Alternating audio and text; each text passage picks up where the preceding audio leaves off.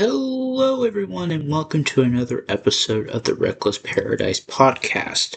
I am your host, Dystro, and tonight's episode is another breakdown episode. Now, this one is I should say, this is a long time coming. We are going to be visiting Van Halen once again, but we're not going to do any random rankings or anything this time. Um, we're just going to do a breakdown of one of the records that helped influence, other people around the atmosphere here. And this is Van Halen's album 1984. And it was it had the OG lineup. It had Eddie and Alex Van Halen, Michael Anthony, and David Lee Roth. And this was the last album with David as we know it, and then he gets replaced by Sammy Hagar. Um, this was released on January 9th of 1984, but they recorded it during June through October of 1983, and the studio was 5150 Studios in Studio City, California. It is not a very long album by any means. It's over 30 minutes. But it leaves a good impact on society. Um, so if you're looking at the Wikipedia here, 1984 stylized in Roman numerals is MCML and triple X4 or IV. It is the sixth studio album by Van Halen, and it was the last to feature David Lee Roth, like I said, who left in 1985 due to creative differences. Until he comes back for a different kind of truth in 2012. So a very, very, very big gap between when this album came out and 2012. 1984 and self-titled album were the band's best-selling albums, each having sold over 10 million copies in the US, which is crazy by any means. And 1984 was well received by music critics. Rolling Stone ranked the album number 81 on its list of 100 greatest albums of the 1980s. It reached number 2 on the Billboard 200 and remained there for 5 weeks, kept off the top spot by Michael Jackson Thriller of that year, which Eddie Van Halen made a guest appearance on in Beat It. So, which is actually kind of cool, a little tie in there. So, with that being said, with how the breakdown works is we go through all the songs, however many songs, and we rank it from 1 through 10, 1 being the worst, 10 being the best, and then we take those numbers, round it all up, and divide it by however many songs or tracks on that record, and then we get the overall score. Since they don't really count the instrumental to 1984 as a song on song meanings, I'm going to add it as a song. Which, I mean, I had to clarify with Marissa because she would probably kill me if I didn't do that. So I gave it a 5 out of 10. It's not the best instrumental in the world, but it's like when you go from that song or that instrumental into Jump, it makes it a whole much more better. And plus the second title track or the second track is Jump. And I mean, what else to say about it? It's like, it's a 10 out of 10, like when you hear I get up and nothing gets me down, it kind of gets your blood pumping, I guess if you want to call it that. But there's some people that have probably said numerous things on song meanings at this time, but this one was from 15 years ago. That's crazy. It says, I don't doubt that the song was inspired by a man about to jump to his death. However, I think that David Lee Roth was saying to the man about to jump, you think you got it tough, I've seen the toughest all around, gotta roll with the punches and get to what's real, and so on and so on. And then it says, go ahead, jump to your death if you must, but I'm jumping too into the unknown. Given that this was the point where David left the band to strike out very successfully for a time on his own. I think that for Dave, the song is about to take the leap of faith into do his own thing, which is kind of understandable. Instead of standing with his back against the wall of a building on a ledge, David has his back against the record machine, full of his past successes, full of his past successes with Van Halen Go Ahead Jump. And as we all know, he did. Which, truth be told, like David, kind of jumping out onto his own after he leaves Van Halen, which is kind of a shock to a lot of people because, when you think of Van Halen, you think of David Lee Roth with Eddie and Alex and Michael Anthony. But not a lot of people know a lot about David's solo stuff. Which I mean, it is really good though. It is really good. Um, I gave this song a 10 out of 10. I mean, obviously. Um, and truth be told, it's like this record has got four good hits on it. Which is Jump, Panama, Hot for Teacher, and I'll Wait. Which is like very, very good for a record that features your main singer on the album for the last time before he leaves. Um, so yeah, it was a good hot start to this record. So going into track number three, which is Panama. Another 10 out of 10 right off the bat too. Um, and the music video is actually kind of funny too. Um, so this one's also from songmeanings.com as well. And this person said this was from 22 years ago. This is how dated it is. It says, Roth said nothing about a stripper. He wrote the lyrics after a day at the drag races where he seen a car named the Panama Express. During the middle part of the song, where Dave says, I could barely see the road from the heat coming off, you can hear Eddie revving his Lamborghini in the background, which was backed up to the studio. Oh, that's actually kind of cool. And then microphones were then attached to the exhaust pipes, and then the band recorded the sound of the engine revving, which I did not know. That's actually kind of cool. A little tidbit there.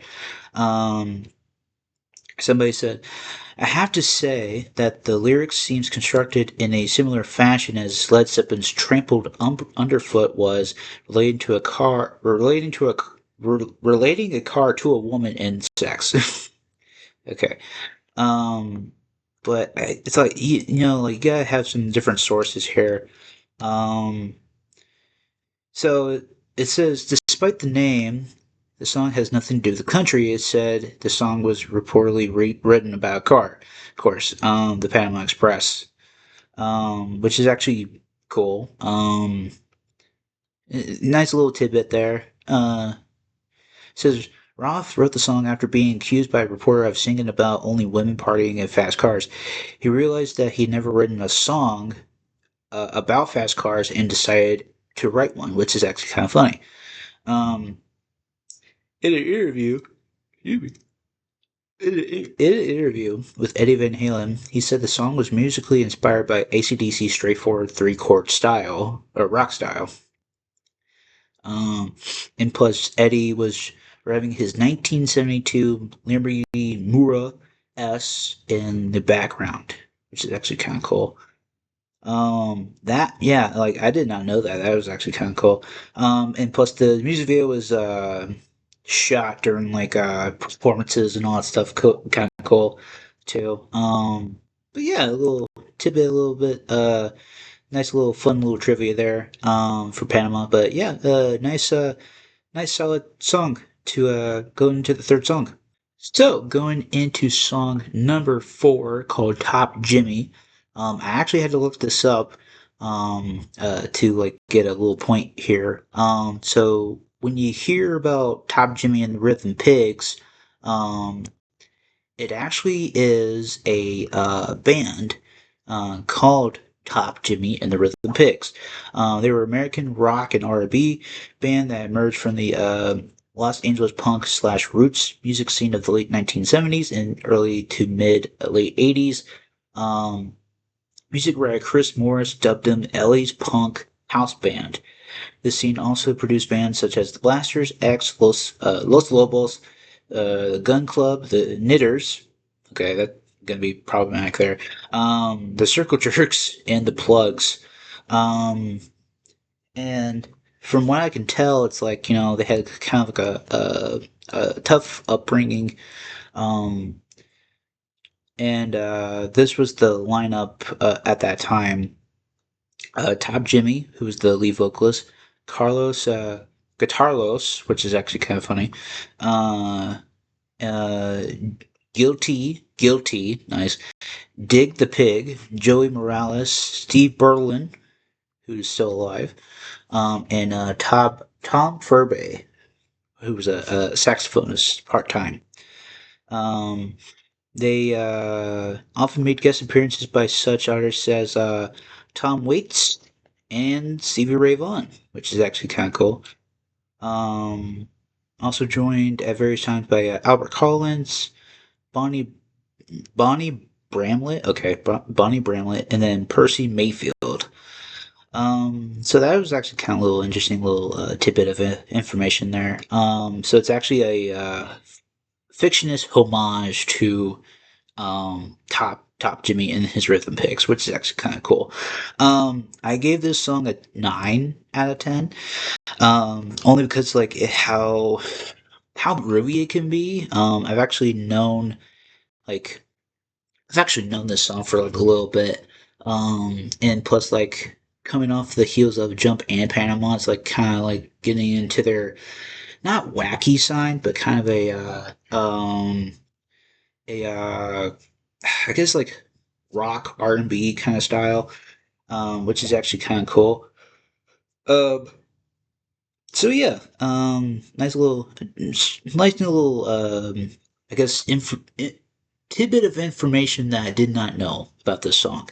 Um, so after that, we have "Drop Dead Legs," which is number 5 on the album here.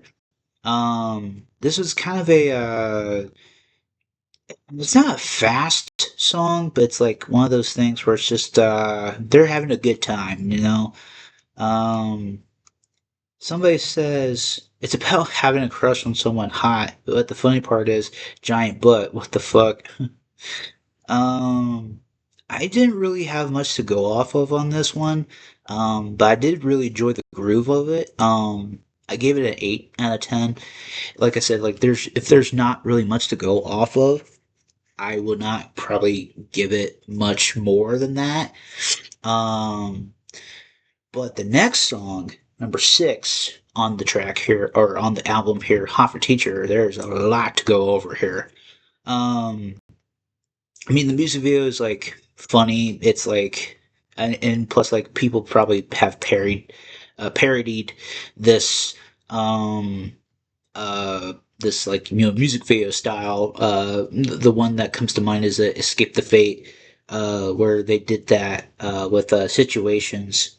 They parodied the Hoffer teacher mold and stuff. Um, so from what I can gather here, um, somebody says I would love to tell my boss that I don't feel tardy. That would be sweet. Um, So, somebody also said, I read somewhere that this song was actually inspired by one of the band members' high school teacher. Is that true? It says, if so, um, was it David's, Eddie's, Alex's, or Michael's? Somebody could be saying, like it could be a fantasy about it. So what I can gather here, um, so the song is described to be a mixture of glam rock, heavy metal, and hard rock. Um, which I mean I can gather that quite literally. Um, let's see. Uh, the music video was shot at John Marshall High School. Um, in Los Angeles, which is actually kind of cool. And Phil Hartman played the voice of Waldo, which is actually kind of funny. That's actually kind of cool. Um, Not really much to go off of here. Somebody said it's a fantasy that the high school guys joke around about. Probably a normal everyday event and nothing exceedingly twisted about it. The song is not meant to be the song. This song is not meant to be about an actual incident of a teacher and a high school student having sex. I do agree with Pippin on what the pencil is meant to be, but it's just a boy's perverted joke or thought. I mean, quite literally, yeah. I mean, I give this song a 10 out of 10 too. It's like it's another Van Halen classic for all the right reasons. Um, but the next song, I'll wait. Number 7 here. We're going into number 7 here. Um, I would say this one's kind of a not a. I guess if you, I guess if you want to call it not a ballad, it's kind of like a rock ballad, if you want to call it that. Um, so this song, I'll Wait, was actually written as a collaboration between Van Halen and the Doobie Brothers, which is actually kind of cool. The Doobie Brothers singer Michael McDonald, whom Templeman, who was the producer, brought in when David Lee Roth had trouble completing the melody and lyrics to the song. The song is in the key of D minor, having a moderate common time tempo of 114 beats per minute. Like Jump, the song features keyboards almost entirely, including a synthesizer bass line, and also features heavy use of Alex Van Halen's rototom, rototom, which is a shellless drum, which is actually kind of cool. Which is his drum kit. It says the song's subject was inspired by a woman wearing men's underwear in a Calvin Klein print media advertisement. What a shocker. Roth pinned up the ad beside his Sony Technitron. Oh man, like old school TV, and addressed the lyrics to the model. The single's original cover featured the band posing in the exact same location where the cover for Hot for Teacher single had been shot, which is actually kind of cool. David Lee Roth and producer Templeton wanted to remove the song from the album, while Eddie Van Halen and engineer Don Lindy pushed for its inclusion. So this song was actually almost cut from this record, which I'm glad it didn't because this was actually a really good song. Um, let's see what people said here.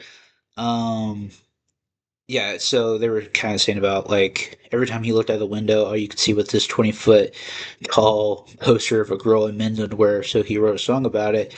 I'll wait till your love comes down. Like, kind of like when they take the poster down, pretty corny, but hey, it's Dave. You know, what I mean, like that's true. It's Dave. Um, I gave that song a 10 out of 10 as well. I mean, like, four good songs, like I said, on this album, they sold like 10 million copies of it, just on those four songs alone. Um, Into the final stretch here, last two songs of the record. Um, Number 8 song called Girl Gone Bad. Um, this one was kind of a tricky one for me, in the way of I had to re-listen to it like maybe a few times more than the other ones. And like I said before, in like Drop Dead Legs, it's not a very like thought out song. It's like a very kind of fast kind of song. But I would say like this one's kind of like more of a ballad esque. Um, Somebody said, "This is the best Roth era Van Halen song. We all remember how much fun the band was, but this song has a dark, metallic, or melodic tone to it that always seems to me to be a reflection of where the band was at the end. The swan song of the Roth era. It's my favorite, but it also makes me sad because it was the end. Same feeling I get when I hear Zeppelin's Achilles' Last Stand." Um, hmm, quite interesting there. I would say, yeah, that's like a good kind of good point. Like it's an end of an era for David at that point because he was there from debut album to this album. So, and then Sammy took over. But I don't know. It's like I kind of agree with that. What that one person said. Like it was Roth's, I think, best era song. But I would say like it was the end of an era for some people. Because like my mom, she loves David Lee Roth. Like she loves him to death. Like she doesn't really give a shit about Sammy Hagar that much. Because she grew up with David Lee Roth. Which I mean, understood, understandable. But I gave Girl Gone Bad. I gave it a 9 out of 10 or 8 out of 10. I'm sorry, 8 out of 10. I got mixed up. Um, I would probably have to listen to it a few more times, just to probably get maybe a general gist of it again. Um, which I mean, it's not terrible. It's not the worst. So on to the last track of the evening. We are going into House of Pain as the last track for 1984. Um, I will say, I wish they would have probably maybe ended it with Panama. That would be my personal opinion. Start off with Jump, go into Top Jimmy, maybe House of Pain, and then end with Panama afterwards. Like at the end of the album, like end with Panama. That's just my personal opinion. Um, I mean, you can agree to disagree, but it's like a lot of people's probably said like, okay, well maybe they should have just put Panama like last. Which I mean, all power to them. It's not me trying to be like you know changing all their songs up. But I digress. Going into House of Pain here. Um, there's a lot of like this is another quick song here. I don't think it goes like maybe like over 2 minutes, maybe three. Um, but this was from 20 years ago, which 2006. Jesus Christ. This is about a love-hate relationship. The guy hates being with her, but also hates that she wants to leave. Person just went great. um, Somebody said it's about trying to love a woman that hates you. I think, which I mean, not wrong. Um, so here's a little interesting little tidbit, I guess, but I'm not going to read the whole thing. But it says early recording of Van Halen's sci-fi horror epic House of Pain, recorded at the Starwood in Los Angeles. This is the original version of the song, which was inspired by the 1932 film Island of Lost Souls, starring Bela Lugosi, and showcased a progressive, radio unfriendly side of Van Halen that would be abandoned shortly after they signed with Warner Bros. Just a few weeks after this recording. The song was then shelved for 7 years, and when it finally resurfaced on the 1984 album, it was extensively rewritten with the sci-fi theme eliminated. That's kind of interesting, actually. Um, but then Van Halen performed this version of the song in their live sets from mid 1976 to early 1977, and the intro featured in an extended solo by Eddie Van Halen, which inevitably becomes Eruption. Huh, that's actually kind of cool. But then it says, oh, then they later in the thing it says, apologies, the Eruption intro has not been included in order to accommodate with YouTube's time limit. That's actually kind of cool that like in their live sets, there was an intro that had the extended solo by Eddie Van Halen, which becomes Eruption. That's actually kind of interesting. um, to think about and talk about, because Eruption's actually a really, really good solo, instrumental wise. Um, so I gave House of Pain a 9 out of 10. And before I started recording, I did all the numbers, rounded it up, and I got my final score. I got an 87.7, which is, it is a B, which is not bad. I mean, the all time record for some of the albums that we've done on this channel is like, I think there's two of them in 100 right now, I think. Um, I mean, like, I wish like we could go back and just do like a tier list of like what we've done in the past, like breakdown wise. I mean, maybe I should do that. See like where we've put different um albums in the past and all that stuff. Um, yeah, this was actually kind of fun. Going back over 1984 in Van Halen.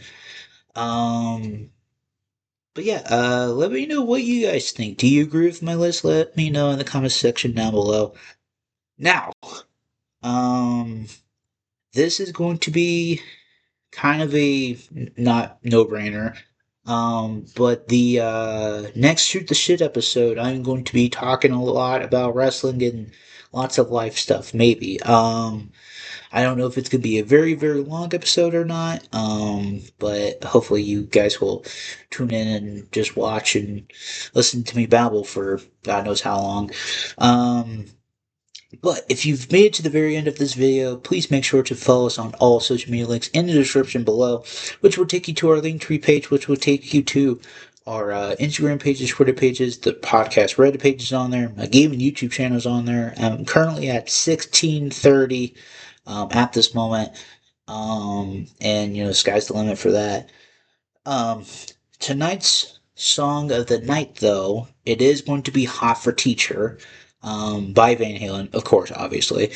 And yeah, that's it. And I will see you guys this Sunday for Shoot the Shit. Peace.